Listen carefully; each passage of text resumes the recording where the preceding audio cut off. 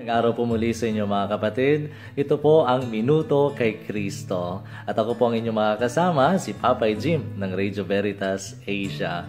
Ikatlong araw na po ng Misa de Gallo at sa ating pong mga pagbasa, lalong-lalo na po sa Ebanghelyo natin, nagaling po sa Ebanghelyo ni San Mateo, chapters 1, verses 18 to 24. Ito po ay patungkol sa paglilihi ng ating mahal na ina, si Santa Mariang Birhen, at yung kanyang magiging anak ay tatawaging Emmanuel.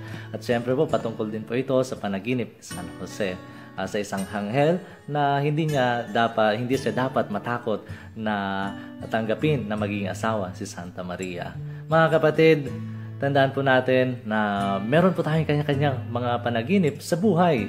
Subalit, iba po ang panaginip ng ating Panginoon para sa atin. Pwede po niyang sisirain ang ating mga panaginip, subalit ang panaginip ng Diyos para sa atin ay higit na mas mahalaga at siguradong makakabuti sa ating lahat. Kagaya ng panaginip ng Diyos sa ating lahat sa sangkatauhan na tayo ay iligtas sa kasalanan. Mga kapatid, kung nagustuhan niyo po ang video na ito, i-like po at i-share po natin. Magandang araw po sa inyo.